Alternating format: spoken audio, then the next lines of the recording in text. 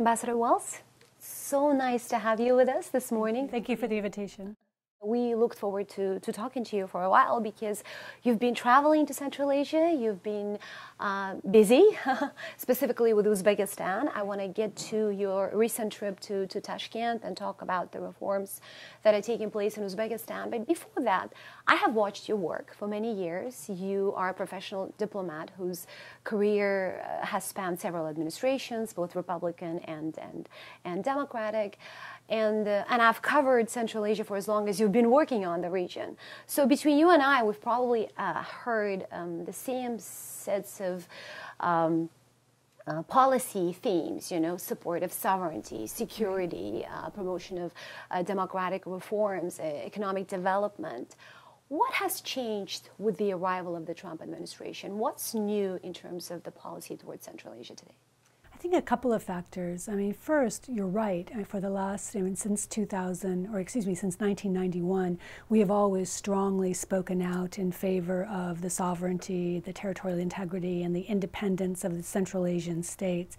But I think that we have two new dimensions to the relationship. And one of them is because I think of President Mirziyoyev, that we're now looking at the possibilities for intra-regional cooperation and how to tap the power of all of the Central Asian states to increase the economic dynamism, the ability for the states of Central Asia to organize around themes of energy, environment, trade, in support of their own economic development, as well as in support of Afghanistan's long-term stability and security. And so President Mirziyoyev's own stance on opening up, on reaching out to neighbors, on settling border disputes and long-standing disputes has been a real critical factor, I think, in changing everyone's assessment of what is possible in Central Asia. Second, obviously, is the President's South Asia strategy, which he announced in August. And it was a very important announcement because the President said we're not leaving, that we are committed to the stability and security of Afghanistan, which is, absolutely important for Uzbekistan and for Afghanistan's neighbors. And we're not going to put ourselves on an artificial time frame. We'll stay as long as it takes, for Afghanistan to be able to achieve a negotiated political solution with the Taliban. And I think that message was deeply reassuring to most in the region. I think one of the fruits of that strategy was the recent visit we saw by President Ghani, the first Afghan president to visit Tashkent, and the host of memorandums and agreements that were signed. And Afghanistan's statement or President Ghani's statement that Afghanistan is a Central Asian nation. And so we're now able, I think, to conceive of the region not just as a series of important bilateral relationships, but as a region that has a very important agenda in opening up and in, I think, assisting the international community's much broader effort to stabilize Afghanistan and bring peace. For Tashkent, the upcoming talks is a big deal. Yes. They're looking forward to it, and we believe that some really high-level officials are going to come from the neighboring countries, including the foreign ministers and others. Is Secretary Tillerson going to Central Asia? I can't confirm our attendance yet, level of attendance yet at the conference, but I absolutely agree with your assessment of the conference that Uzbekistan has a historic role when it comes to promoting stability in Afghanistan, a historic role in driving diplomacy in the region. We see the Tashkent conference as a return to the international stage in some way. Under President Mirziyoyev, and a real opportunity for the region to embrace what we think is going to come out of next week's Kabul process. A pan-Afghan call for peace, a pan-Afghan affirmation that peace is the answer in Afghanistan. And so to be able to gather in Tashkent and to have the regional powers and important global powers there to take that proclamation and to endorse it and to look at how the region can support it is very important. And with everything that's going on in Afghanistan, how hopeful are you about the outcome? What would this conference give you other than, let's say, sitting down and talking? I'm confident that the conference is going to help push forward regional efforts to enforce what has been our most important message to the Taliban, that the door is open, there is a path to peace and stability with dignity for those members of the Taliban who are prepared to reject violence in their ties with terrorists and to accept the Constitution and its provisions for minorities and women. And I've been in this job position now for about 8 months, and I can assure you that really every country in the region, the United States, the Afghan government, were committed to ultimately a peaceful resolution. And so when we see the bombings that took place, the May 31st bombing, which was so catastrophic in Kabul, and the January 27th bombing in Kabul, I think the international community has to focus attention on who is rejecting peace. And right now it's the Taliban. And our efforts have to be, I think, directed at isolating the Taliban from the mainstream, yet showing the way forward. That we have not ruled out peace with the Taliban, we've not ruled out reconciliation, but at this stage we're not seeing actions by the Taliban that indicate their interest in a political settlement. And so the onus really has to be put on the Taliban. The pressure is on Taliban. Yes. Lots of expectations. Obviously, Central Asians are very concerned with what has been happening in Afghanistan, and also they're very hopeful. But at the same time, that they want strong bilateral ties with the United States, and the United States has always professed to want to have strong bilateral ties. But America still looks at Central Asia through the prism of Afghanistan. A lot is about Afghanistan in Central Asia when it concerns the United States, or is that the wrong assessment? I think it's a mischaracterization. Obviously, Afghanistan's important. It's important to us. It's our longest running war. It's important to Uzbekistan, which shares a border with Afghanistan. But I think our relationship has always been focused at how do we build out the relationship? How do we build the economic ballast in the relationship? How do we build people-to-people ties? How do we help reform initiatives? I mean, initially, this was about a country's very, I think, tricky evolution from a Soviet republic to an independent state. 27 years later, I think we're in a different position. It's about building out the institutions of democracy. And so we very much want to see President Mirziyoyev succeed in his stated reforms. I mean, the convertibility of currency eliminated what had been an obstacle to a lot of interest by American and other multinational industry. So how do we promote business? How do we help Uzbekistan enter the WTO, which it now states as a goal? How do we provide technical capacity so that your ministries are capable of implementing the vision that's been laid out by the president? I read through the president's 4-hour address, and it's really sweeping. It's not just one area that is being focused on. I mean, the president has a comprehensive vision for the nation, and I think that's very appealing to us and to others of the international community who have long, thought that that we've never been able to achieve the potential in the bilateral relationship that we sought. Uzbekistan is an important regional country. It has a rich history and a rich history of experience to bring to bear. So I think you're going to find us working on all elements of the relationship, and whether it's under a strategic dialogue format. You saw the president speak in December, where they affirmed the need to move forward in the relationship. You saw our Secretary Tillerson back in September at the UN General Assembly was meeting with the foreign ministers of Central Asia. Our Deputy Secretary did so in January. I think you're going to see an increased tempo of visits because we all recognize the opportunity that's being presented. And you have a plan to capitalize on that opportunity, because for the longest time what we heard from Washington was that, we want to see change in Uzbekistan, and those changes should come from within. Right. And now many see that happening, and you obviously see that happening too. Right. And I think you make an important point. I mean, this is an Uzbek plan. This is not some, no one, the international community is not giving dictation. The international community is observing with great both excitement and approval of this ambitious reform program. And we want to be of assistance. And when I was in Tashkent and had the opportunity to meet with the foreign minister, the defense minister, your special representative for Afghanistan, Senator Safoyev and his colleague, as well as civil society and international organizations, I heard everyone talking about, the opportunities, and often when you get a vision that's laid down, it's going to be the implementation of the vision that's the hardest. And here I think not just the United States, but the UN, World Bank, IMF, there are lots of organizations that can help President Mirziyoyev and his team get to where they want to go and to open Uzbekistan up. The prisoner releases, the steps that have been taken to eliminate forced labor, the openings that we've seen on media, the calls for reform of the judiciary. I mean, all of those, I think, are deeply reassuring, for instance, to an American business community that has long been looking at how to get into the Uzbekistan market.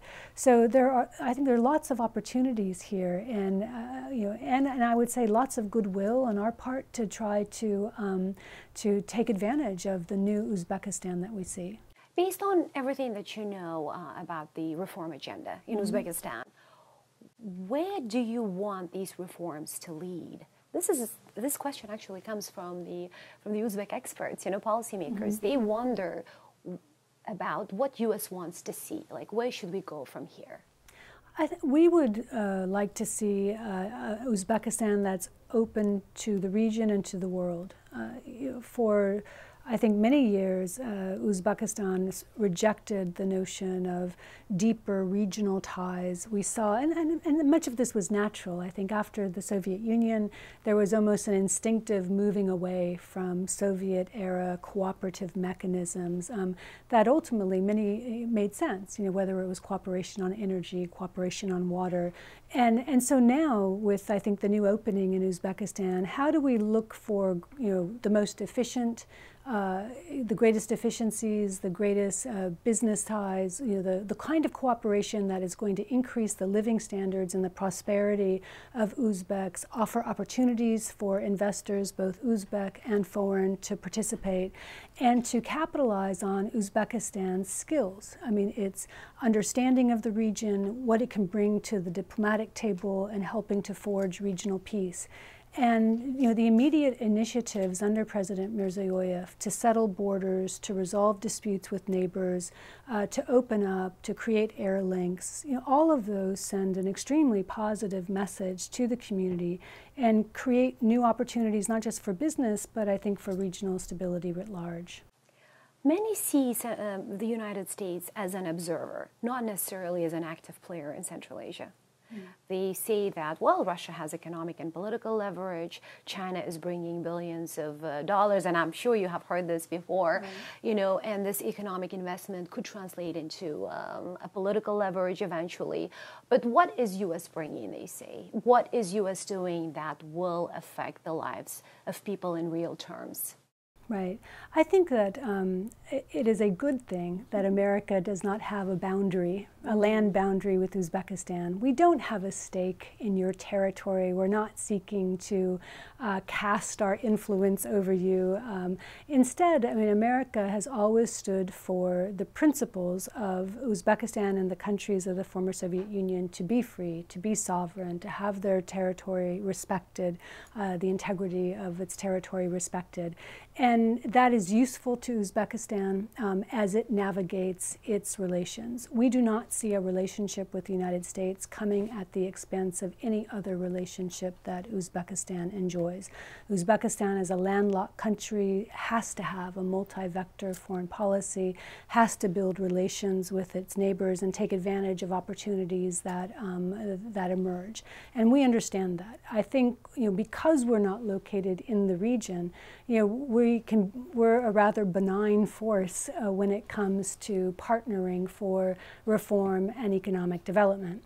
But to say that we're not engaged in the region, I think is a complete mischaracterization. You know, we are engaged in the longest running war that America has participated in. We have lost lives and material losses, you know, next door in Afghanistan.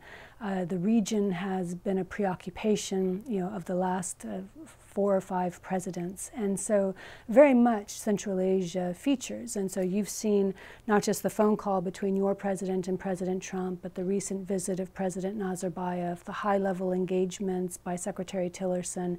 You know, Central Asia matters as a region and as an important country in Central Asia. Uzbekistan will be critical to any regional effort at, you know, increasing stability and prosperity. This has been an unconventional administration in many ways. Should we expect any unconventional approaches to the region in the near future? I think, but there's much about our interests in Central Asia that are conventional. You know, again, our interest in a stable and secure Central Asia that's growing and prospering. And so those long time-honored you know, security interests of the United States are going to remain constant. We are always looking for new ways to engage, and I think we live in a new world today. Social media, with both the good and the bad. I mean, the ability to connect people to people in ways that we could not have imagined before, but also the dark side of that connection, the ability of evil groups to recruit, you know, through internet, and the rise of, you know, violent extremism and nihilist organizations that have attracted young people from around the world, including Central Asia. So we have to deal with everything that's being thrown at us by our changing times, and that's another very important area for cooperation between our countries.